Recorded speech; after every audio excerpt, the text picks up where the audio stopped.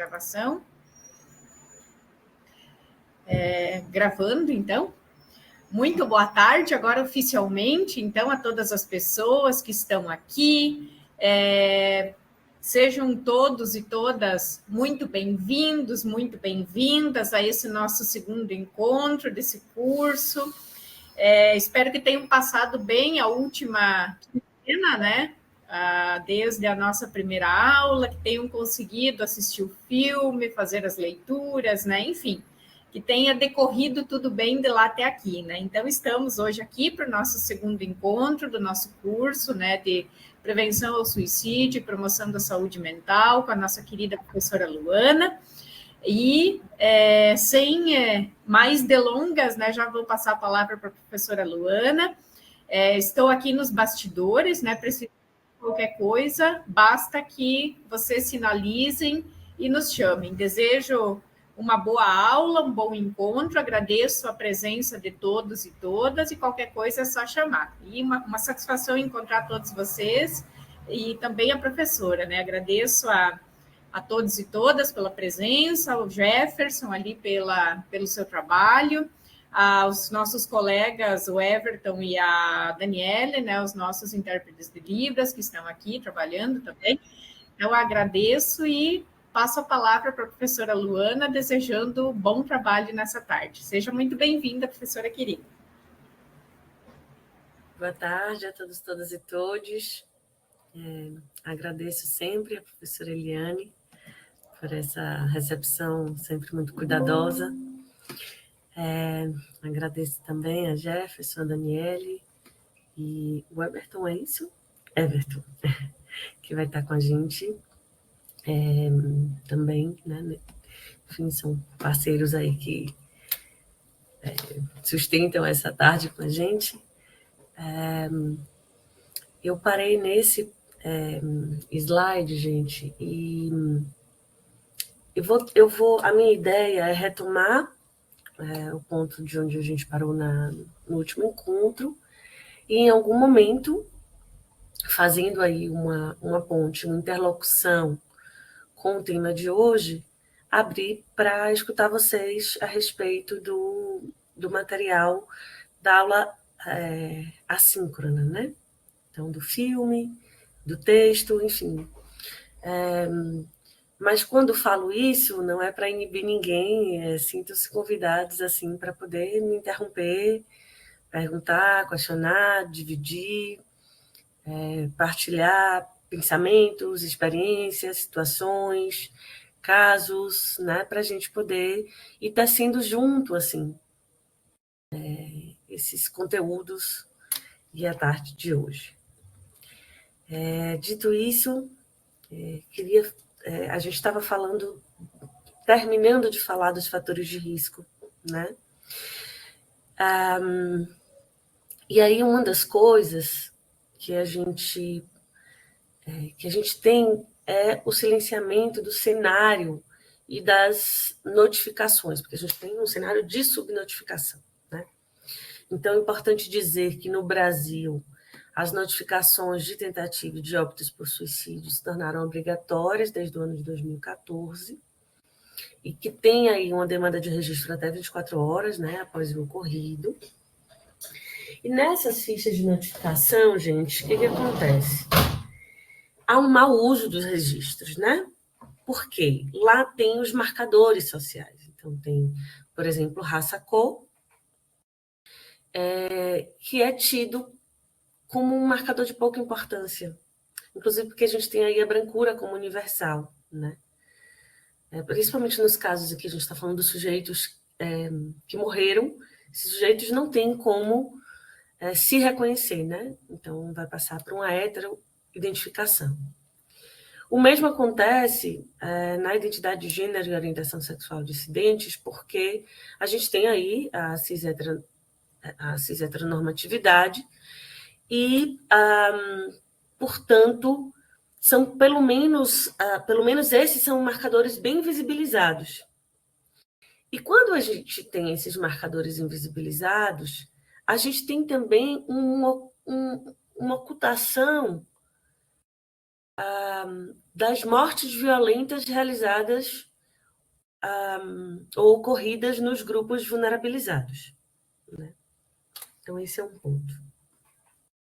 Até porque, como eu vou falar já, os grupos vulnerabilizados são os grupos que mais se matam. Então, se a gente não tem esses dados, a gente também não tem como fazer esse tipo de enfrentamento. A gente não tem como desenvolver políticas para desenvolver ações, entre outras intervenções efetivas em prevenção do suicídio, né? Pelo contrário, o que a gente tem ainda como fator de risco é um descrédito frente ao comportamento da busca de ajuda, somado às barreiras no acesso aos sistemas de saúde, assim, né? Porque, ao mesmo tempo que são referências de cuidado, esses serviços ainda são retroalimentados pelo estigma. A gente viu isso na última aula, né? A partir das falas dos profissionais da saúde. Então, esses eram os fatores de risco que eu queria demarcar, para, então, a gente pensar aí como é que essa epidemiologia, a partir de uma epidemiologia crítica, pode abrir espaço para a gente pensar a interseccionalidade, né? Então, bom, é preciso dizer que a raça, a classe, o gênero, a sexualidade, a capacidade, o padrão físico-estético, eles fazem parte de uma ordem social, de uma hierarquização vital, né? Que vai determinar, que vai constituir, que vai construir o modo como se acessa, como se compreende, como se experimenta a saúde, ou mesmo a ausência dela, né? Então, eu queria trazer alguns dados que, apesar de muito gritantes, assim, vocês não vão encontrar com facilidade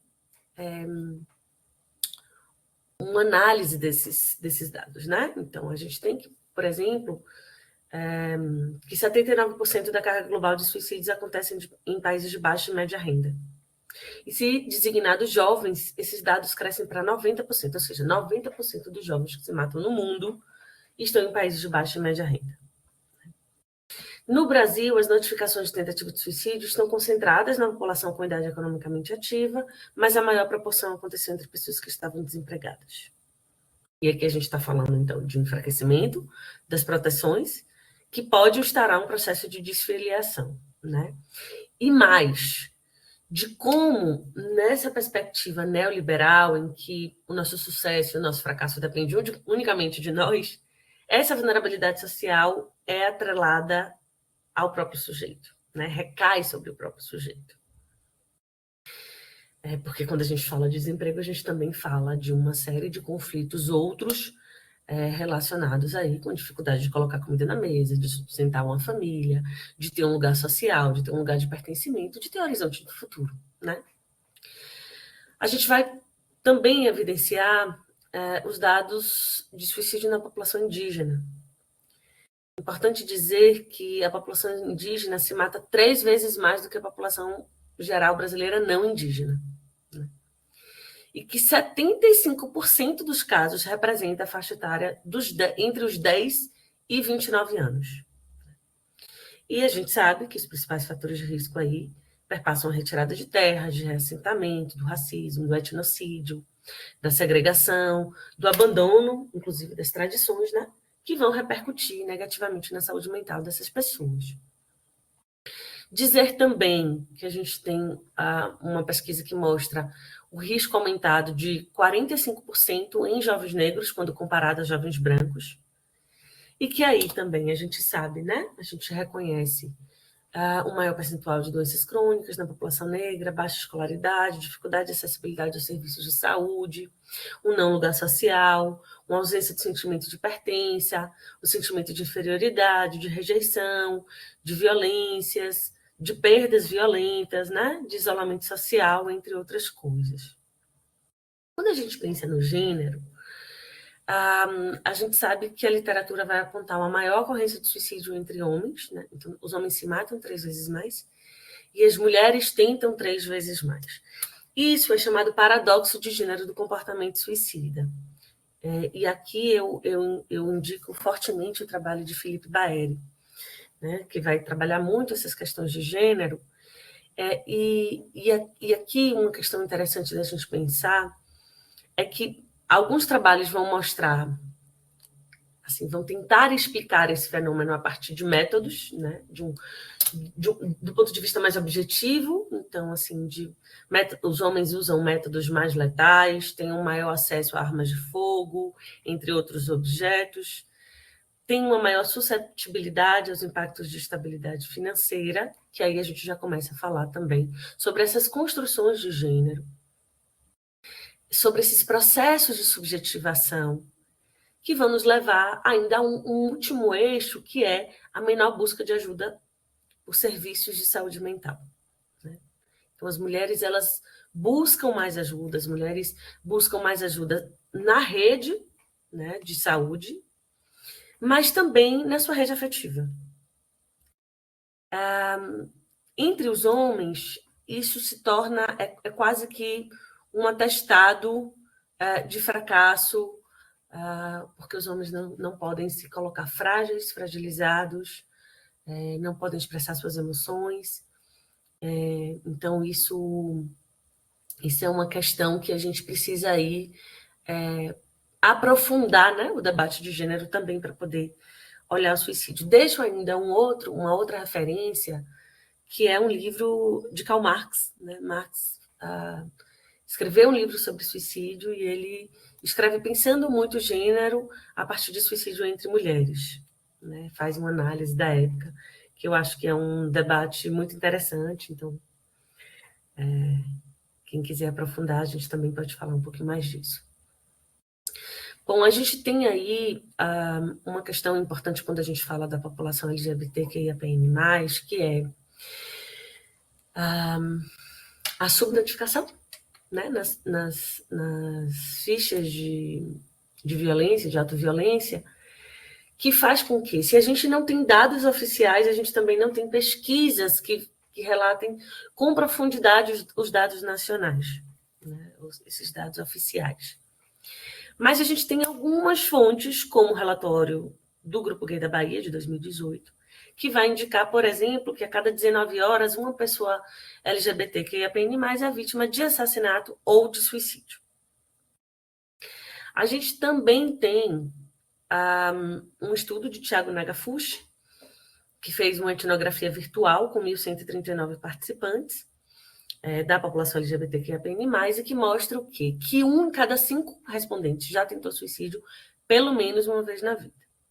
E aí eu trago também 2 outras pesquisas, mas aí norte-americanas, que mostra, a primeira, uma amostra de 30 mil participantes, observou-se a propensão ao suicídio entre heterossexuais, que foi de 4%, enquanto de não heterossexuais foi de 20%. A outra pesquisa, que ao longo da vida 1,6% de pessoas cisgêneras tentaram suicídio, enquanto 41% das pessoas transgêneras atentaram contra a própria vida. Então, esses dados muito exorbitantes, né, que vão aí também. Então, a gente falou de gênero, classe, raça, e vamos falar também de uma questão etária aí, que mostra que o suicídio é a segunda causa de morte mundial entre pessoas de 15 a 29 anos. E vamos falar do suicídio entre idosos, que apesar da gente ter uma curva ascendente entre os jovens, a população que mais se mata no mundo é a população idosa. E a gente escuta muito pouco sobre isso, né? Porque tem um grave apagamento, justamente porque são vidas consideradas de menor valor, vidas descartáveis, inúteis ou ultrapassadas dentro da lógica neoliberal. Mas também, junto com isso, a gente tem métodos encobertos, né? Porque essas pessoas têm acesso a medicações, né? Elas acabam... esses métodos acabam ganhando o estatuto de morte natural e muitas vezes não sofrendo qualquer tipo de investigação sobre a causa da morte, né? Então, é importante também dizer que essas estatísticas, na verdade, elas o que elas dizem para a gente? Que as populações vulnerabilizadas, elas têm a morte, seja morte política, seja o assassinato ou suicídio, as populações vulnerabilizadas têm a morte como expectativa de vida. Essa é uma frase muito importante, né, para a gente seguir. Entendendo aí de que a ferramenta da interseccionalidade nos ajuda, né, a alinhar, evidenciar, visibilizar os condicionantes sociais da saúde, as estruturas sociais, que hoje, é claro que a gente vai falar de um modo mais geral, mas quando a gente pensa, né, nesses dados alarmantes, a gente está falando de um modo de vida que não produz desejo de vida nos viventes, né? A gente está falando da desesperança como um projeto político. Então, era um pouco isso que eu queria começar, antes da gente passar para um aprofundamento maior do debate da juventude. Questões, provocações, inquietações? Como é que vocês estão por aí?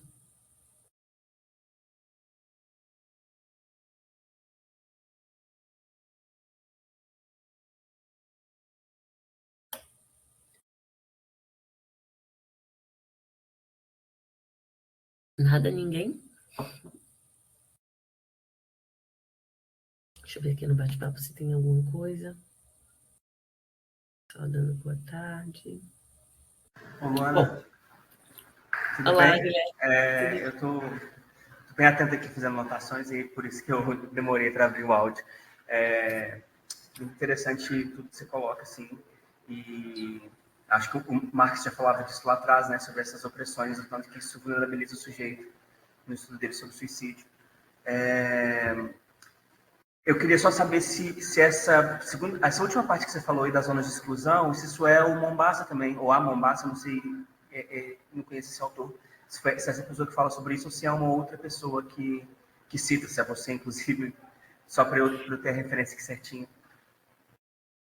Essa frase é porque, na verdade, Mombassa faz uma discussão de gênero, orientação sexual e tal, e fala sobre de como esses fatores têm uma indicação de morte, né? A morte como expectativa de vida. Então, eu uso a ideia de Mombassa de uma forma mais ampliada para poder pensar a interseccionalidade e o suicídio, né? Porque Mombassa não fala sobre suicídio.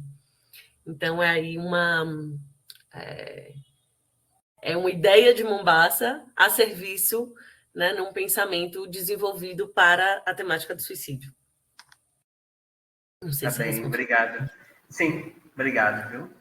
Obrigada a você. Paula colocou aqui, tudo certo, muitas reflexões sobre o peso da interseccionalidade, sobretudo o apagamento de grupos minorizados. Exatamente, Paula. Como a gente... Isso é muito importante de ser dito ou de ser reafirmado, porque a gente realmente encontra com muita dificuldade esses dados e análise desses dados, né? Então, é sempre muito o suicídio atrelado a transtornos mentais, né, especialmente a depressão. E aí, se a gente puder pensar que esse exercício é, sobretudo, vamos fazer uma metáfora aqui, né, de uma boneca russa, né, em que a gente vai ter várias... Deixa eu ver se tem uma boneca russa aqui. Não. Uma boneca dentro da outra. Então, a gente abre uma, a gente vai ter outra, a gente abre, a gente vai ter outra, a gente abre, a gente vai ter outra. E a gente só vai ter a totalidade a partir dessas múltiplas camadas que vão denunciando para a gente aspectos múltiplos, multifacetados mesmo, da morte e suicídio. Acho que eu disse isso na aula passada, mas que eu acho que é importante repetir, que é assim, se a gente amplia o nosso olhar, a gente amplia os modos de cuidar das pessoas em sofrimento. Então, esse é isso, né? Vamos pensar que seja por uma epidemiologia crítica, pela interseccionalidade, pela saúde coletiva, né? Pela psicologia, pela interdisciplinaridade, assim, como é que essas ferramentas podem ajudar a gente a abrir uma boneca dentro da outra, assim, né? E a enxergar, a abrir e ampliar mesmo o olhar. Morgana disse, essa fala, as populações vulnerabilizadas têm a morte como expectativa de vida, diálogo com o artigo que você deixou como leitura, onde diz que algumas mortes podem ser consideradas como assassinatos. Seria falta de políticas públicas de proteção a essas populações? Com certeza, Morgana. Você sabe que uma das coisas que trabalhei no mestrado e no doutorado é justamente essa hipótese, se as pessoas também não podem ser suicidadas pela sociedade, né? A partir do momento em que elas são desvitalizadas, né? Elas são arrancadas do seu direito de ir e vir, de se alimentar, de ter uma moradia digna, de ter acesso à educação, a um bom emprego, a relações saudáveis, a serviços de saúde que sejam em prol mesmo da saúde e da saúde mental. Isso também me lembra a Judith Butler quando ela fala que a gente precisa de condições mínimas para uma vida ser considerada vivível, né? Então, a partir do momento que a gente retira essas condições, inclusive a partir, sim, de políticas públicas, o que fica? Que vida que fica? Se não a morte em muitas instâncias, inclusive a morte política. Ou, acho que parte, né, do meu argumento é um pouco assim, o Estado, a partir do momento em que ele violenta e viola muitos desses direitos, ele também empurra alguns indivíduos para o abismo, e que é interessante porque aí não precisa sujar as mãos de sangue, né? Agora, é claro que essa fala não desresponsabiliza os indivíduos em alguma medida, pelo contrário, assim, a defesa aqui é do suicídio como relacional, né? Mas é isso, a existência para ser sustentada não é individual, né? Então, a importância da gente falar sobre políticas públicas e políticas públicas sejam eficazes, efetivas em prevenção do suicídio, porque senão a gente vai estar enxugando gelo, né? Não sei se respondi. Paula e Morgana, por favor, sinalizem, tá certo? Paula aqui colocou, né? Fiquei pensando no texto também. Ele é cortante, né? Nos coloca a pensar quem é autorizado a narrar a própria vida. Esse texto é espetacular, né? Porque o suicídio e a morte do narrador, inclusive quem é que pode narrar, né? Quem é que pode narrar esses estatutos da vida, do viver, do morrer, do matar-se? E de como essas narrativas elas estão cada vez mais distantes daqueles que sofrem, do sujeito sofrente, e cada vez mais atreladas a um tecnicismo, aos especialistas em suicídio, né? E a perda que a gente tem enorme, porque é um abismo que se faz entre aquilo que a gente não escuta. Quando o texto, por exemplo, fala da perda de comunidade de ouvintes, a gente vai falar um pouquinho mais disso no texto, né? Só adiantando um pouco esse debate. Para poder dizer assim, a gente está tornando coisas, situações, pessoas invisíveis, né? E a carga de sofrimento que isso tem, que se amplia, porque é como se a gente fosse isolando os sujeitos no seu sofrimento, né? A gente foi perdendo essas amarras instauradas no coletivo. Mas a gente vai falar um pouco mais disso, né? Então, se ninguém tiver perguntas ainda desse primeiro momento, eu vou seguir. E aí a gente volta, Paula e Morgana, a esses pontos. E fiquem à vontade assim, de abrir o microfone, câmera, tá certo? Me sinto menos só e a gente consegue fazer um bate-papo mais próximo também. Então, eu queria entrar no eixo, talvez, principal de hoje, que é a juventude, né? Vocês assistiram o filme também? Depois me deem um okzinho aí. Até para saber o quanto que... Né? Massa. Então, eu abro já para a gente falar do filme, que eu acho que é importante abrir para o debate, né? Eu vou começar, então, um pouco com essa ideia da conceituação das adolescências e das juventudes, né? Fazendo primeiro essa diferenciação entre adolescência e juventude, que é, né, por exemplo, se a gente pensar na OMS, vai falar que a adolescência é dos 10 aos 19, vai falar de um processo mais orgânico, de uma maturação sexual, né? Enquanto a juventude, a gente vai pensar dos 15 aos 24, de um desenvolvimento mais biopsicossocial,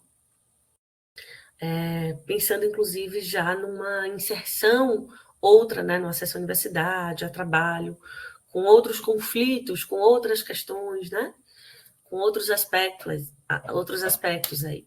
Mas essa conceituação, ainda que seja importante como referência, eu parto de uma base epistemológica e ética, que é a compreensão da juventude a partir de uma perspectiva não universal, não adultocêntrica, não cis-heteropatriarcal, né? Cujos sofrimentos, vulnerabilidades e desamparo falam de manifestações sociopolíticas, assim, que vão de histórias, desde histórias individuais a coletivas. Né? E para isso eu também faço uso de um autor chamado Le Breton, um antropólogo que vai dizer que a adolescência é sobretudo um sentimento, né? Não à toa a gente brinca tanto com essas margens, né? De um adulto, como é que a gente chama isso? Adultocência, né? De pessoas, inclusive com uma faixa etária maior, e que a gente vai meio que perdendo um pouco esse contorno ou esse abalizamento sobre aquilo que a gente chama de adolescência.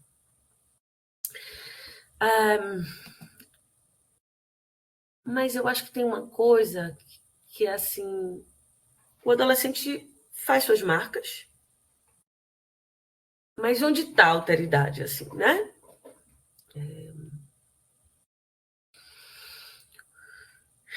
Tem dois psicanalistas, Joel Birman e Christian Dunker, que vão fazer uma diferenciação dos afetos dor e sofrimento. Então, a dor seria um afeto mais vinculado a uma condição solipsista, né? Mais solitária, de uma subjetividade que se fecha em si mesma, que não existe espaço para o outro. Né? Tem um silenciamento, que não tem apelo, que não tem demanda, não tem o outro mesmo, né? Assim, nem ele consegue se dirigir, nem o outro consegue acolher, reconhecer, né? E com isso a gente vai detectar aí uma precarização do simbólico, né? Da linguagem. O sofrimento, diferente da dor, pressupõe alteridade, né? A interlocução está no centro da experiência, assim. O sujeito consegue demandar e, ao mesmo tempo, ele tem uma correspondência a partir desse apelo, que é o reconhecimento. Né? E é a partir desse reconhecimento, dessa interlocução, dessa alteridade, que é possível comunicar, que é possível narrar. Né? E o sofrimento, ele se altera conforme ele vai sendo nomeado. Né? Nós sabemos disso, assim. E é claro que quando a gente fala sobre prevenção do suicídio, sobretudo na clínica, mas não apenas, tem uma função aí importante, que é transformar a dor em sofrimento. É exatamente diante do sujeito, com uma precarização do simbólico, com a fragilidade do laço social, que a gente vai poder entrar como alguém a que o sujeito pode dirigir o seu apelo, que o sujeito pode nomear o seu sofrimento. Né? Porque hoje, como vocês viram no texto, a gente está falando, sobretudo, de um desaparecimento de uma comunidade de ouvintes. E isso não é, gente, assim, tem um contexto importante aí, que é a indústria farmacêutica, né? Todos esses diagnósticos, todas essas formas de manipulação, de nomeação, de tratamento, que vai fazendo com que algumas formas de tristeza, de dor, de sofrimento, de frustração, que são parte da vida, aliás, virem transtornos.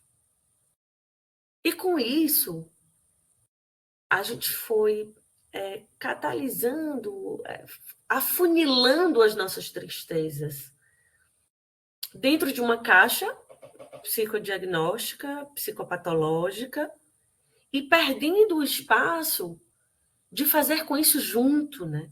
No laço social. Então, eu queria dar um exemplo. Quando a gente tem o DSM, né, que eu brinco que é a Bíblia psiquiátrica mundial, e que nas suas diferentes versões, por exemplo, sempre diferenciou, né, a depressão e o luto, apesar da sua semelhança sintomatológica. Porque a compreensão é que o luto é um fenômeno, uma experiência que todos nós vamos viver em algum nível, em algum momento, de algum jeito. Portanto, uma experiência natural da vida, e a depressão aí como uma espécie de patologia, que também é um aspecto discutível, tá certo? Mas com essa diferenciação, mas que com sintomas muito semelhantes, sinais e sintomas muito semelhantes. E ao longo das versões do DSM, por exemplo, o luto estava ali como algo que você tinha que dar pelo menos, sei lá, 1 ano até que fosse necessário algum tipo de intervenção medicamentosa ou algum tipo de intervenção mais, né? No último DSM, o que acontece? Depois de 2 semanas, o luto pode ser medicado. O que isso nos diz? De que a gente tem uma tolerância hoje mínima para a tristeza. Mínima. Porque a gente precisa trabalhar, porque a gente precisa produzir, a gente precisa consumir, a gente precisa estar no nível de funcionamento em que a tristeza é desautorizada. E é desautorizada muito no laço, né? A gente também perdeu a tolerância. Tem uma ex-supervisora minha que diz assim, né? A gente se cumprimentava como vai, fulaninho. E a gente esperava o outro dizer, né? Hoje a gente nem pergunta como o outro vai. A gente pergunta, oi, fulaninho, tá tudo bem? E a gente nem espera a resposta do outro. Porque a gente não quer saber se o outro tá mal. Não é verdade? Então, tem aí uma mudança e uma fragilidade do laço social que faz com que nós, todos nós, mas sobretudo a juventude, esteja muito à deriva, né? Numa ausência mesmo dos ritos coletivos, numa dificuldade de transição que acaba sendo hoje muito centralizada ou mediada, se é que a gente pode chamar isso de mediação, pelas redes sociais. Né? Com um segundo problema, que é como fazer isso numa aceleração da imagem, né? Numa imposição dos filtros, que vão, inclusive, alargar os modos de opressão interseccionais. Né? Se vocês pensarem, por exemplo, de que os filtros, a maioria deixa as pessoas mais brancas. Isso é um fator denunciativo enorme para poder pensar de como a rede social ela vai reproduzir, obviamente, né, os valores hegemônicos, ampliando também os modos de sofrimento, só que sem uma mediação, sem um outro. Né? Porque, obviamente, a gente está falando de um sistema à deriva, né? que são as redes sociais.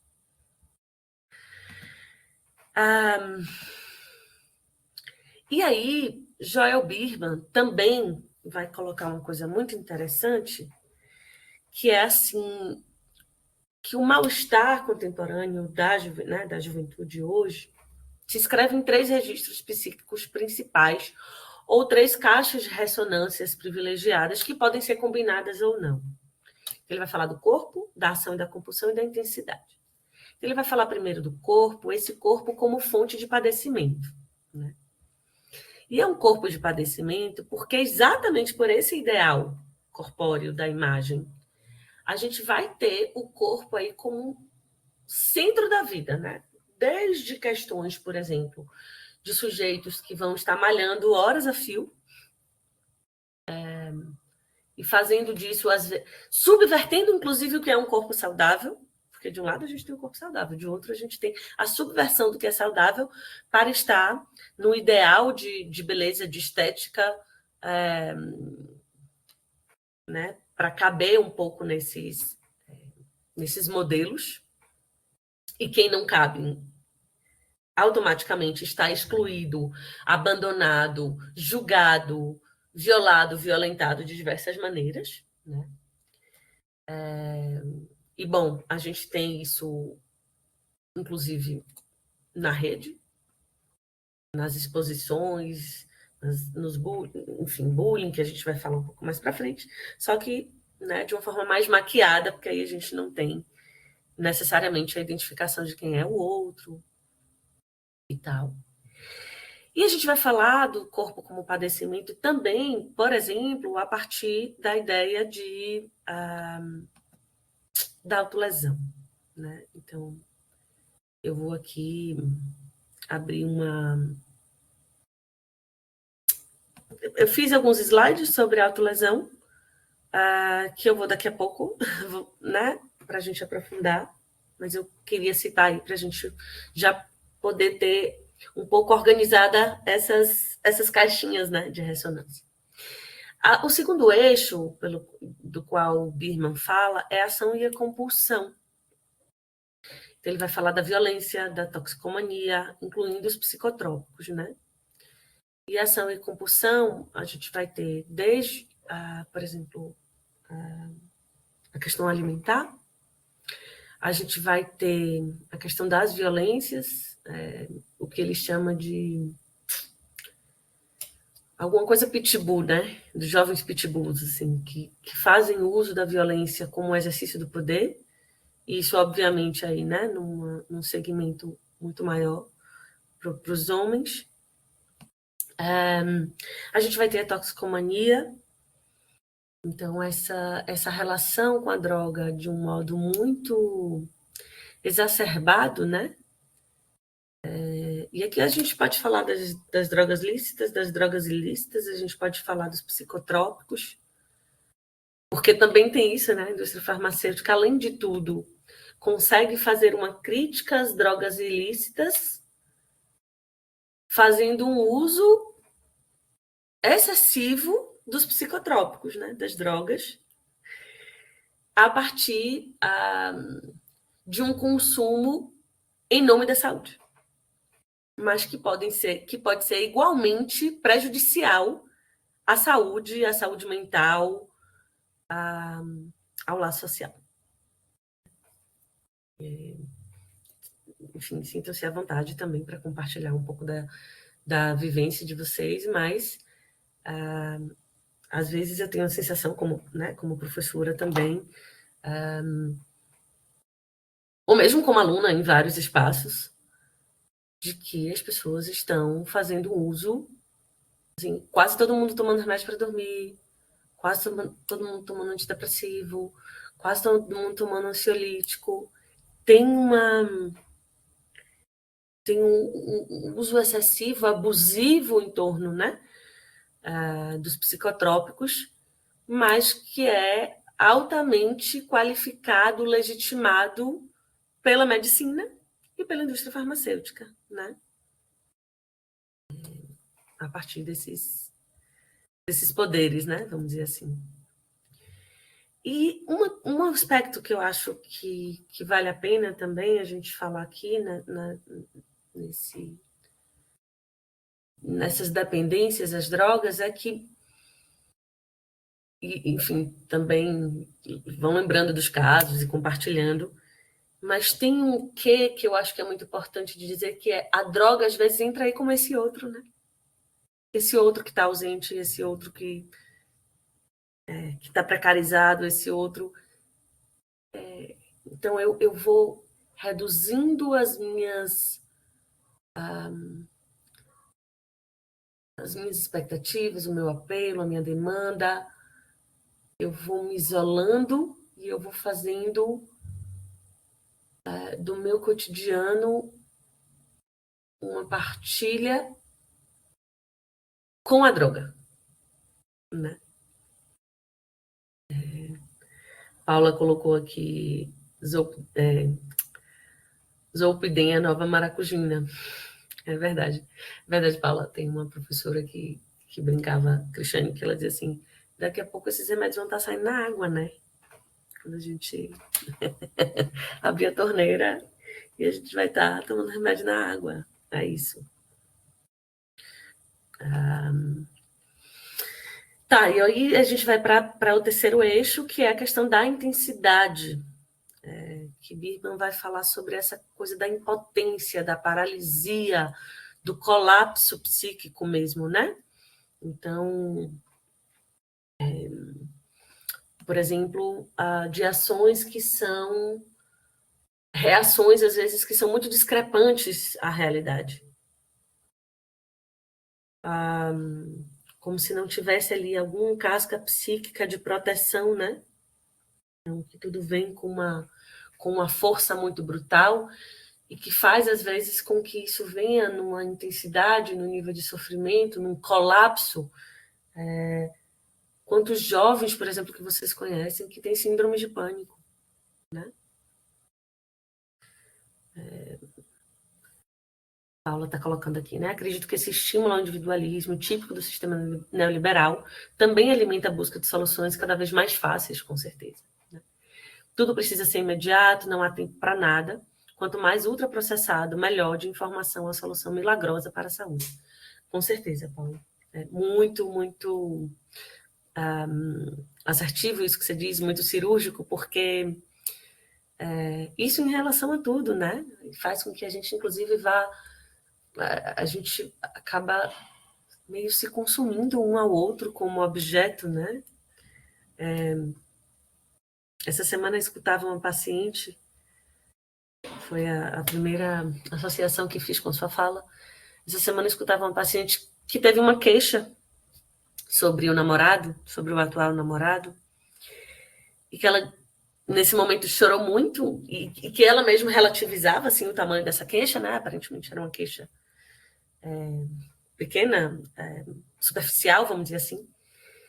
Mas, ao mesmo tempo, aquilo vinha com uma intensidade, ela chorava muito, e ela disse para mim assim, eu acho que eu estou chorando tanto porque eu não consegui compartilhar isso com ninguém.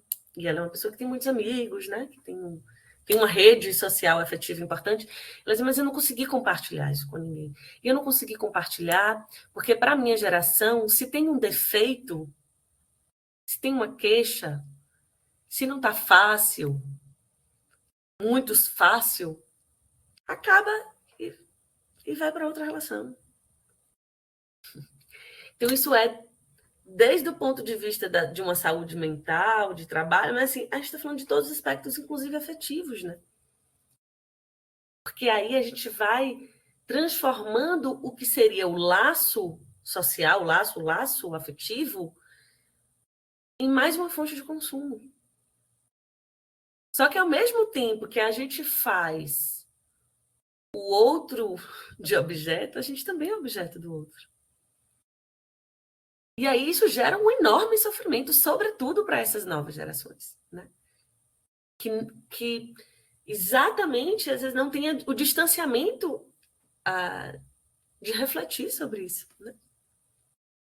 Que as relações vão sendo construídas a partir desses elementos, né? E os efeitos que isso tem, né? Entre eles, a perda da gana pela vida, porque tudo vai se esvaziando demais em sentido, né? E aí o que Biermann vai dizer é que o excesso está no fundamento, né? Então, o pensamento e a linguagem, elas tendem a desaparecer como eixos ordenadores e nobres da descrição do mal-estar. Então, o que antes a gente escutava, um aluno que chegava, um estudante que chegava para a gente e dizia, olha, eu estou pensando isso, isso e isso, estou sentindo isso, isso e isso, a questão é essa e essa e essa. Não chega mais assim, né? Como uma queixa formulada a partir de um simbólico, assim, de um argumento narrado. Essas coisas vão chegando num braço cortado, num choro compulsivo, numa violência entre um estudante e outro, ou com um grupo, né? Ou a partir de um diagnóstico psicopatológico, do bullying, enfim, a gente aí vai tendo, né, essas tantas expressões de mal-estar, de modo a reduzir as possibilidades da linguagem, né? Questões por aí? Ou posso aprofundar um pouquinho aqui nesse debate sobre autolesão e escarificação? Bom, eu vou fazer o contrário. Eu vou aprofundar um pouquinho nesse debate, porque eu acho que o argumento pega o mesmo fio, e aí a gente fala mais. Mas, enfim, podem ir me interrompendo, tá certo? Aqui a gente tem um debate imenso de como chamar esse fenômeno, né? Automutilação, escarificação, cutting, uma série de coisas. E que, quando a gente fala sobre autolesão, a gente está falando o quê? De alguém que está se machucando, de alguém que está se violentando. E aí essa é uma primeira advertência que a gente precisa fazer, que é: será mesmo só sobre o próprio sujeito? E aí, quando Freud, por exemplo, vai falar sobre o circuito pulsional, né? Inclusive sobre esses objetos de desejo, e que a gente vai fazendo circular aí no laço, tem uma coisa interessante a se pensar na autolesão, na automutilação, na escarificação, que é assim: esse circuito pulsional, que é eu outro, ou eu social, esse circuito volta para o próprio sujeito. Então, aquilo que poderia ser dirigido ao outro como apelo, como queixa, como demanda, inclusive como violência, volta para o próprio sujeito como violência. Então, não é tão alto assim, né? É no sentido físico. Mas acho que aí é preciso uma desconstrução sobre como olhar metaforicamente para o que esse ato em si quer dizer, né? E isso diz, obviamente, da limitação dos adolescentes, dos jovens no campo da fala, né? Então, tem aí a angústia, que parece que não encontra mesmo vias de expressão pelo discurso. E aí essas frases ou dados que vou trazer aqui fazem parte de uma pesquisa que realizei junto com Cristiane Oliveira, que foi minha orientadora na época. Enfim, um grupo de pesquisa no ano de 2012, já tem bastante tempo, mas que, ao mesmo tempo, esse debate ainda é muito atualizado. A gente fez um estudo ciberetnográfico, pensando aí a fala desses jovens, né? Então, a gente investigou blogs, na época não era nem Facebook nem Instagram, gente, era Orkut, né? As comunidades, né, em que tinha tantos métodos de ensino, mas também tinham pessoas que tentavam dar borda ao sofrimento alheio, assim. E aqui são algumas dessas frases que a gente tirou desses ambientes virtuais, e que um dos eixos vai dizer isso, assim: é uma tentativa de dar materialidade à angústia. Então, uma pessoa disse: sofri com essas palavras em formas de cortes. Isso expressa a dor emocional e os sentimentos que eu não consigo pôr em palavras. Então, ainda teve um que dizia assim: a dor... Inclusive, é bom ver o sangue escorrer, porque é como se a dor pudesse ser externalizada de alguma maneira. E que sentir a dor física, inclusive, implica numa redução da dor mental, no sentido de que algo que está se esvaindo, né? Bom, junto com isso, a gente vai falar do corpo como fonte de padecimento, né? Lembra que Birman já falava disso? Uma vez que muitas jovens, e é importante dizer que a maior parte das pessoas que se corta são adolescentes mulheres, né? ali na fase da puberdade, porque tem mesmo uma resistência no luto do corpo infantil, né?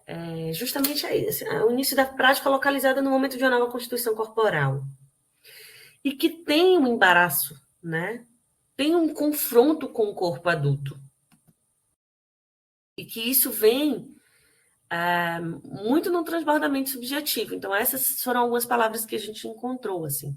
Feiura, limite, sujeira, estrago, aparência, opressão, descarrego, vergonha, dor, cicatrizes, punição, angústia, né? Que leva esse sujeito a uma espécie de circuito pulsional, um circuito compulsivo, que foi o segundo eixo que Joel Birman falou. Então, aqui a gente já tem, na escarificação, é quase que é isso, né? Você junta, são essas caixas de ressonância somadas aí que vão dizer desses aspectos todos. E quando falei da dor interna versus a externa, acho que essa é uma frase importante para ilustrar isso, que é quando algo por dentro não vai bem, a pessoa procura algo que melhore. É como se drogar. A pessoa esquece tudo à sua volta. Quando a pessoa se corta, percebe que a dor carnal alivia aquilo que ela sente por dentro. E aí ela sente como se fosse um remédio, só que é momentâneo. Quando você vê que a dor voltou, você decide fazer outro corte, e outro corte, e outro corte. E aí a questão é, quando a gente pensa num corpo recortado, a gente está falando de uma demanda? Porque ao mesmo tempo que a gente está falando de uma desertificação do campo do outro, e como diz essa frase, né? O silêncio grita, mas ninguém ouve. A gente tem aí uma dubiedade que muitos cortes são escondidos, né? Muitos desses jovens usam casacos, usam algumas ferramentas para esconder. Tem ali, ao mesmo tempo, um apelo, né? Um apelo, uma demanda que muito precisa ter lugar, né? Então, por exemplo, dentre esses depoimentos, muita gente falava assim, uma das formas que eu consegui parar de me cortar era escrevendo. Ou seja, justamente dando palavra à dor. Justamente dando sentido, narrando aquilo que ficou preso, entalado em forma de corte. E aí a gente tem também essa interface não muito óbvia em relação à tentativa de suicídio, porque algumas pessoas vão dizer, bom, a própria literatura vai dizer, né, da escarificação como um fator de risco para o suicídio. Algumas pessoas, alguns jovens vão dizer que a escarificação se deu a partir de uma tentativa de suicídio, mas muitos também vão dizer da escarificação como uma possível evitação de uma tentativa de suicídio, justamente porque ali é como se fosse, não me afogo completamente, tem algum lugar ali que me faz respirar, em que essa sensação de mortificação é possível fazer algo com isso. Então, aqui fica o alerta de que, às vezes, a gente tem também fatores de risco que são tidos como universais, né? Quando, na verdade, eles podem ser fator de proteção, às vezes, entende? Então, assim, essa coisa dessa literatura muito rígida sobre fator de risco e fator de proteção é algo que a gente precisa debater muito. Então, vou abrir um parêntese para dizer assim, em alguns... Na literatura vai dizer assim, a religião é um fator de proteção ao suicídio. Depende. Depende porque se esses sujeitos conseguem dizer do seu pensamento suicida, ele vai ser extremamente julgado por isso. Julgado, punido, isolado. E aí, às vezes, ele fica sem um lugar para dar para isso, né? Aumentando, inclusive, isso, né? Ficando cada vez mais só, sofrendo cada vez mais. Uma outra coisa por exemplo, Tem uma literatura mais antiga que vai dizer o casamento como fator de proteção. Para quem? Para os homens, né? Para as mulheres, às vezes, o casamento é justamente a fonte maior de violência. Então, claro que eu estou indo agora para um outro lugar, mas para a gente poder ir também desconstruindo esses pensamentos e que a escarificação, ela tem aí diversas interfaces com o suicídio, mas mais do que isso, ela é uma expressão da dor, ela é expressão de um colapso psíquico que não teve lugar via narrativa, via palavra. E é esse um empenho que a gente precisa ter diante de jovens que se cortam, né? De pessoas que se cortam. Deixa eu ver o que aqui alguém escreveu. Peraí. Luana, acho que foi. posso fazer uma pergunta aqui que Está me corroendo? É porque pensando nessa coisa da autolesão, da escarificação, né? Como das caixas de ressonância privilegiadas lá que o Birman fala, né? Eu fiquei pensando aqui, a gente fala muito na autolesão, e que tem a ver também um pouco a questão do culto ao corpo que a gente vê hoje, que você comentou sobre isso também, e aí me veio os transtornos alimentares como possibilidade também, e que talvez não sejam tão vistos assim nessa relação com o suicídio. Existem estudos que façam essa relação, inclusive dessa relação diferente que você está apresentando para a gente aqui agora, como uma evitação de um transtorno, de uma tentativa, né, nessa coisa da morte em vida. E aí eu incluo a bulimia, a anorexia, até mesmo a compulsão alimentar, né? Se existe alguma relação sobre isso, porque também é uma forma de materializar no corpo um padecimento, né? Obrigada, Guilherme. Bom, muitas coisas, né? Acho que Freud já falava do corpo como uma fonte de padecimento, no sentido de que a gente vai ter diversos padecimentos com o nosso corpo. Claro, vão ser aí ampliados ou potencializados a partir de discursos do nosso tempo, como a pressão estética, por exemplo, né? E que tem aí, muitas vezes, a relação com os transtornos alimentares. Então, eu acho que tem, de um lado, esses fenômenos isolados mesmo. Isolados não é a melhor palavra.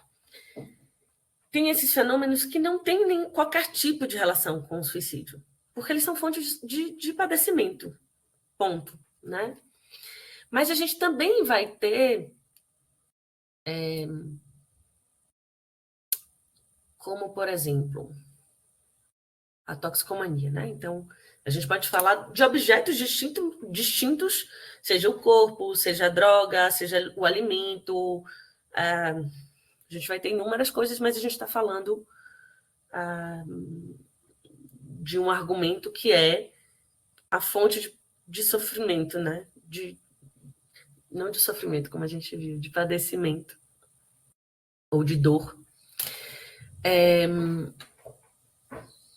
E aí me veio à cabeça, Guilherme, aquilo que a suicidologia vai chamar de parasuicídio, que é quando o sujeito se coloca em risco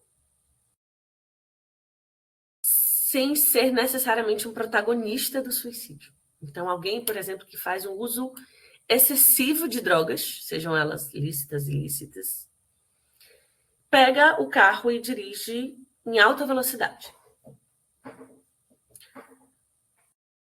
Isso é o que a literatura vai chamar de parasuicídio, ou seja, fazer um uso de ferramentas que podem aumentar o risco de morte.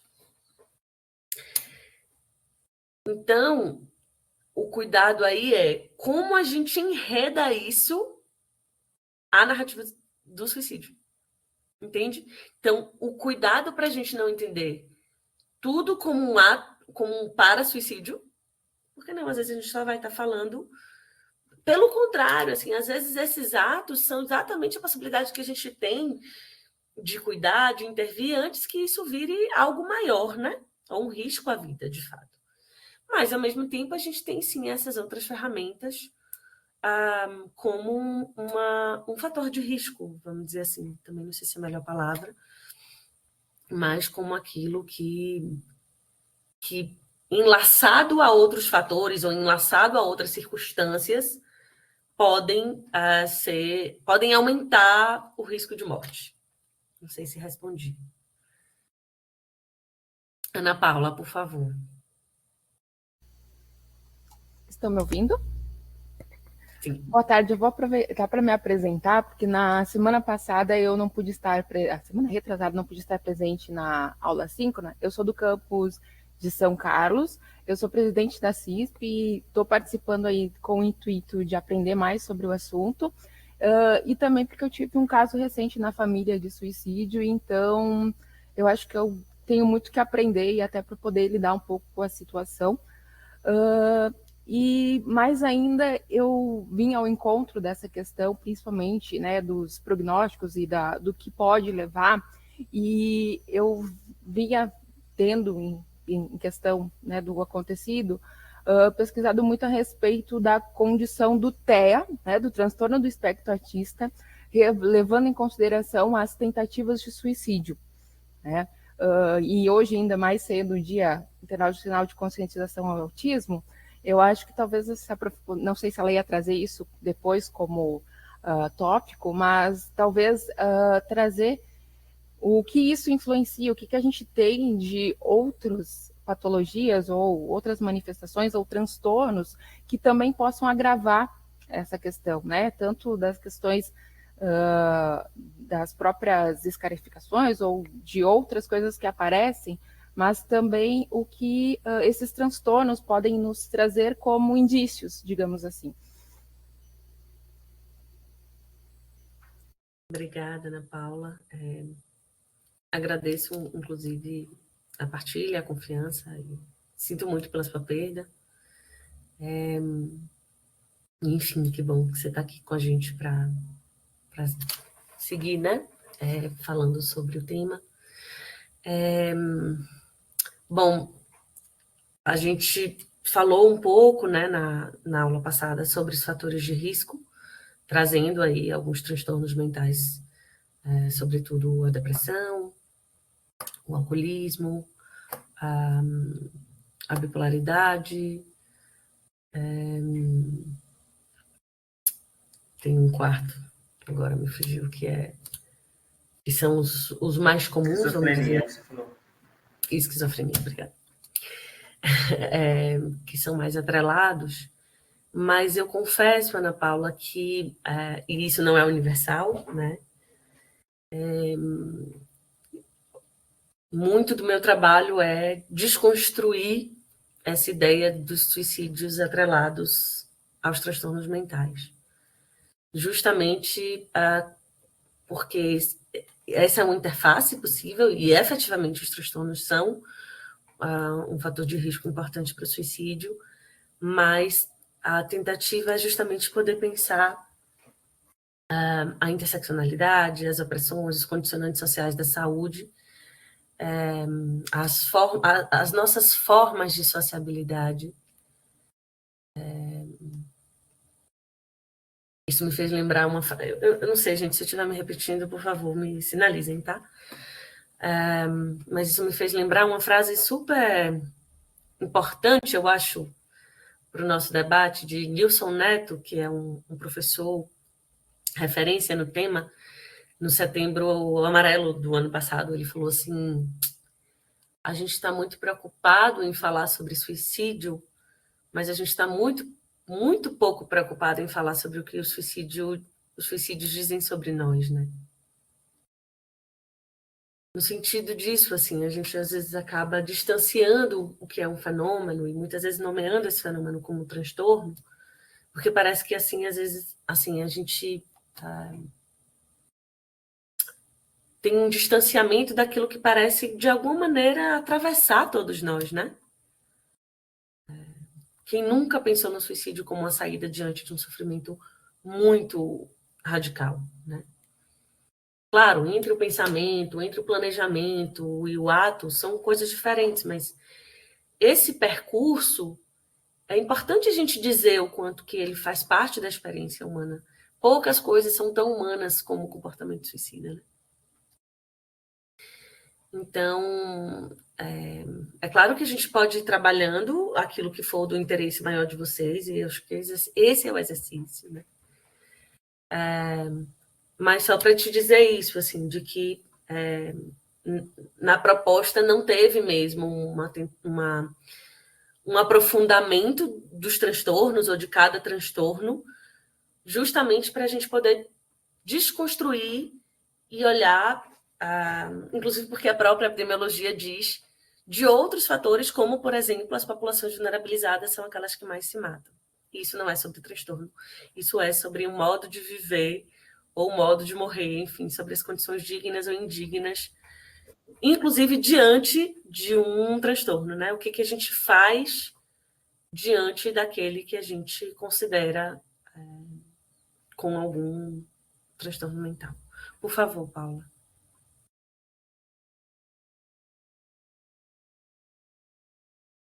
Não sei se Paula levantou a mão sem querer. Não, vocês conseguem me ouvir bem? Sim, né? Eu esqueci de abrir o microfone. Não, eu pensando assim, dialogando assim com essa reflexão que a professora trouxe, né, iniciada pela Ana. Inclusive, um abraço, Ana. Trabalhei com a Ana lá em São Carlos. Sinto muito pela perda. E nesse exercício, um exercício que é delicado, mas vou pedir licença para fazê-lo. Nesse exercício assim que a professora inicia, né, me faz pensar nessa reflexão sobre os grupos minorizados, né, os grupos vulneráveis. Se, por exemplo, né, e aí eu não estou falando que existe porque a gente não falou sobre esse tipo de taxa, né, mas, por exemplo, se pessoas com deficiência apresentam maiores taxas, né, maiores índices de suicídio, se isso acontece em função, né, colocando aqui, por exemplo, o TEA dentro do grupo das pessoas com deficiência, né, da forma como é entendida a educação especial hoje no Brasil. E é claro, né, as deficiências elas são muito particulares, né, mas, por exemplo, se a gente vier a ter, né, um índice maior num grupo como esse, é uma provocação meio ousada, assim, né? Será que se dá em virtude do transtorno, né? Ou será, e aí não precisa também ser um ou outro, né? Ou será que isso pode acontecer justamente em função de assim, não sei como chamar, mas assim, até de um certo apartamento social, sabe?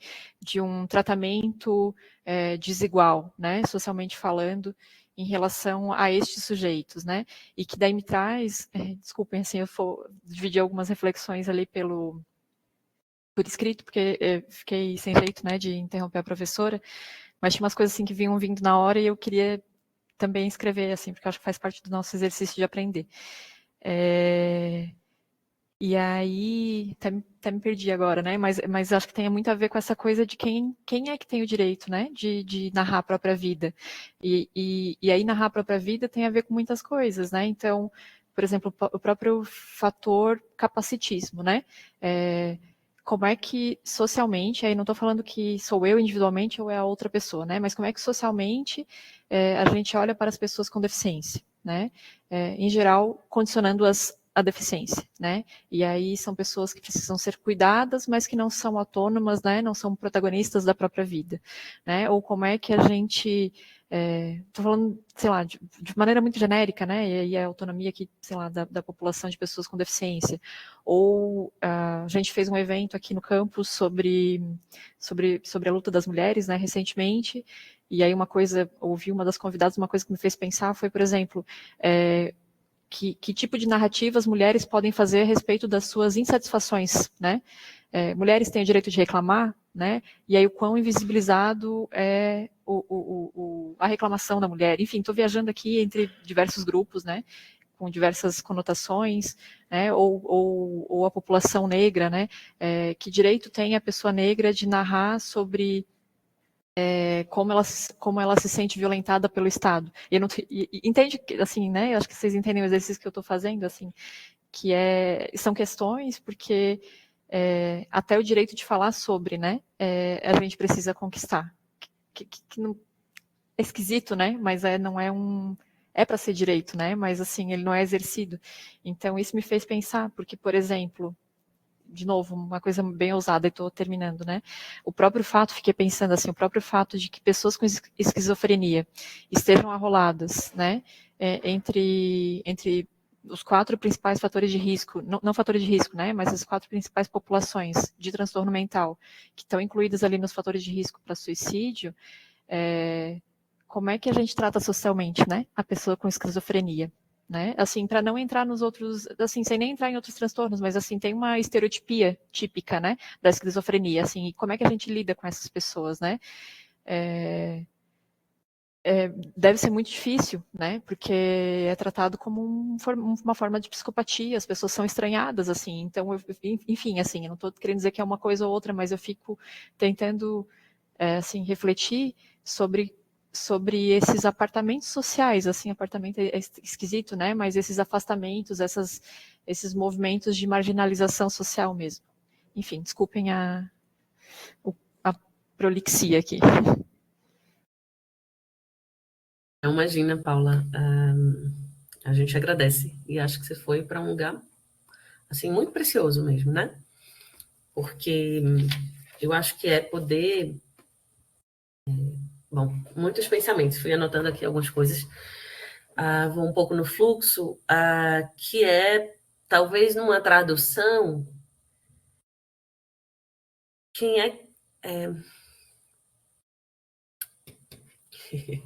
Isso demandaria uma discussão muito maior, tá? Eu vou tentar fazer um exercício breve, que não sei falar pouco, mas que é, quando a gente fala de hierarquização da vida, né? Essa hierarquização ontológica, eu acho sempre bacana a gente utilizar a ferramenta do colonialismo para poder pensar, e Frantz Fanon vai fazer esse exercício para dizer quem é o ser, quem é o não ser. Né? E o ser, principalmente quando a gente, né, reconhece essa construção do mundo a partir dos aparatos coloniais, é o ser branco, o ser universal. E o ser branco universal, ali muito vinculado aos valores estéticos, políticos, todos os valores positivos e positivados do ser, né? Em contraposição ao não ser, o sujeito negro, o sujeito indígena, que também vai ser atrelado aos valores negativados ou negativos, né? Então, de periculosidade, de feiura, de não ser humano mesmo, né? E que isso, essa conceituação de Fanon nos ajuda muito a como, no nosso tempo, a Shirley Mbembe vai falar disso também, né?